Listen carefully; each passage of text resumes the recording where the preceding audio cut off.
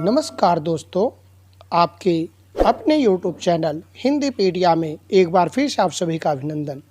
दोस्तों, आज के इस वीडियो में हम बात करने वाले हैं क्लास 8वीं का हिंदी विषय का त्रैमासिक पेपर जिसका मॉडल पेपर लेकर उपस्थित हुए हैं। किस तरह से प्रश्न पूछे जाते हैं और आपको किस तरह से उसके उत्तर देने होते हैं, जिससे आपके पूरे अंक आ जाए, 20 में 20 अंक आपके आ सकते हैं। F2 इस तरह से आपको यहाँ निर्देश दिया गया है, लेखन कार्य सही एवं सुंदर लेख में करें। तो लेखन कार्य करते समय हमें ध्यान देना है कि प्रश्नों की संख्या अच्छे से वर्णित करें, प्रश्न संख्या सही से डालें। जिस तरह से पेपर में विकल्प बनाए जाते हैं, जैसे पहला प्रश्न है, इसमें पहला विकल्प बनाया गया है रोमन अंक में, फिर दूसरा विकल्प रोमन अंक में। तो पहले प्रश्न में इस तरह से हमें विकल्प भी देने होते हैं कि पहला प्रश्न हम प्रश्न 1 डालेंगे, उसके बाद रोमन अंक में ही उसका विकल्प डालेंगे। फिर उसमें से यहाँ देखिए आपको 4 विकल्प दिए गए हैं, क, ख, ग और घ। अगर जो विकल्प यहाँ सही हो रहा है वही विकल्प हम क, ख, ग, घ करके लिख देंगे। केवल क, ख, ग लिखना उचित नहीं है, सही विकल्प संख्या डाल करके उत्तर भी लिखना जरूरी होता है। इस तरह से मॉडल पेपर में चलते हैं पहले प्रश्न पर। पहला प्रश्न है, निम्नलिखित प्रश्नों के उत्तर लिखिए। अब यहाँ प्रत्येक प्रश्न जो है 1-1 अंक का है और प्रश्नों की संख्या 5 है और कुल अंक आपको 5 दिए जाएंगे। तो यहाँ देखिए पहला प्रश्न दिया गया, रोमन अंक में लिखा गया है, कर्ता स्वयं कार्य न करके दूसरे को कार्य करने को प्रेरित करता है। जब किसी वाक्य में कर्ता स्वयं न कार्य करे बल्कि कार्य दूसरे को प्रेरित करके कराए तो कौन सी क्रिया कहलाती है। यहाँ शायद क्रिया का भेद पूछा जा रहा है। तो आप याद रखेंगे कि कर्ता जब स्वयं कार्य नहीं करता है, दूसरे को प्रेरित करके कार्य कराता है, तो क्या होता है, सामान्य क्रिया, प्रेरणार्थक क्रिया, संयुक्त क्रिया या नाम धातु क्रिया। तो ये 4 भेद हैं इसके। तो यहाँ पर आपका सही विकल्प हो जाएगा कि दूसरे को प्रेरित जब करता है तो आपका सही विकल्प यहाँ हो जाएगा प्रेरणार्थक क्रिया। प्रेरणार्थक क्रिया आपका सही विकल्प हो जाएगा। इसी तरह से अगले प्रश्न पर चलते हैं। अगला प्रश्न है कि संज्ञा की विशेषता बताने वाले शब्द होते हैं। अब संज्ञा की जो विशेषता बताए, संज्ञा की सर्वनाम की विशेषता बताते हैं, तो उसे हम विशेषण कहते हैं। तो यहाँ आपका सही विकल्प हो जाएगा विकल्प 2 विशेषण। इसी तरह से आपका सही विकल्प दिया गया है, यहाँ उत्तर ग्रीन कलर से लिखा गया है, तो सही विकल्प आपका विशेषण हो जाएगा। इसी तरह से तीसरा विकल्प है पहले प्रश्न का, जब 2 या 2 से अधिक सरल वाक्य समुच्चय बोधक अव्यय से जुड़े होते हैं। 2 वाक्य अथवा 2 से अधिक वाक्य समुच्चय बोधक अव्यय से जुड़े हों, उसे क्या कहते हैं, वाक्य कहते हैं, वाच्य कहते हैं, या अव्यय कहते हैं, या संयुक्त वाक्य कहते हैं। तो आपका सही विकल्प मिल गया है, उसे संयुक्त वाक्य कहते हैं। उसे क्या कहते हैं, संयुक्त वाक्य कहते हैं। इसी तरह से अगले प्रश्न पर चलते हैं। संरचना के आधार पर क्रिया के कितने भेद होते हैं। संरचना के आधार पर क्रिया के 4 भेद होते हैं।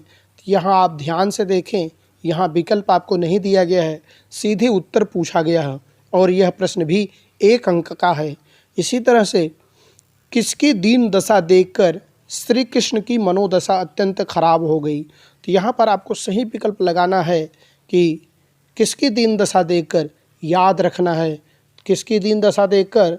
तो याद है आप सभी को, पानी पैरा को हाथ छुओ नहीं, नैनन के जल से पग धोए। किसकी दीन दशा देख करके यह बात हुई थी, तो सुदामा की दीन दशा देख करके। सुदामा को श्री दामा भी कहते हैं। इस तरह से अब दूसरे प्रश्न पर हम चलते हैं। दूसरा प्रश्न है, मुगल बादशाह अकबर के पितामह कौन थे। मुगल बादशाह अकबर के पितामह, अगर पिता पूछा जाए तो आप पिता लिखेंगे, पितामह पूछा जाए तो आप पिता के पिता अर्थात दादा के बारे में लिखेंगे। तो मुगल बादशाह अकबर के पितामह जो थे, हुमायूं के पिता अर्थात बाबर। इस तरह से ईस्ट इंडिया कंपनी का पूर्व नाम क्या था? अगर अगले प्रश्न पर चलें तो यहाँ आपको बताना है ईस्ट इंडिया कंपनी का पूर्व नाम। जब ईस्ट इंडिया कंपनी नाम रखा गया 1600 ईस्वी में, तो इसके पहले उसका नाम क्या था? तो ब्रिटिश कंपनी नाम था। पहले इसका पूर्व नाम ब्रिटिश कंपनी था। इसी तरह से अगले प्रश्न पर चलते हैं। निम्नलिखित वाक्यों की पहचान करके वाक्य भेद के नाम लिखिए। अब यहाँ आप वाक्य दिए गए हैं, उन्हें पहचानना है और उनके भेदों के नाम लिखने हैं। किस तरह का वे वाक्य हैं? लगता है आज पानी बरसेगा, तो लगता है आज पानी बरसेगा। वाक्य संदेह हो रहा है कि हो बरस भी सकता है, नहीं भी बरस सकता है। अगर बरस सकता है तो संदेहार्थक। आप अंदर आइए और बैठिए, आप अंदर आइए और बैठिए, तो यह आज्ञार्थक हो जाएगा। आपका वाक्य आज्ञार्थक यहाँ सही हो जाएगा।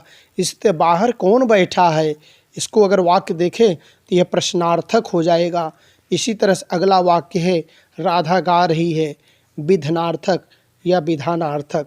इस तरह से आप इसको लिख सकते हैं।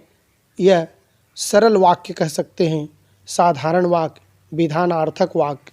इस तरह से अगले प्रश्न पर चलते हैं।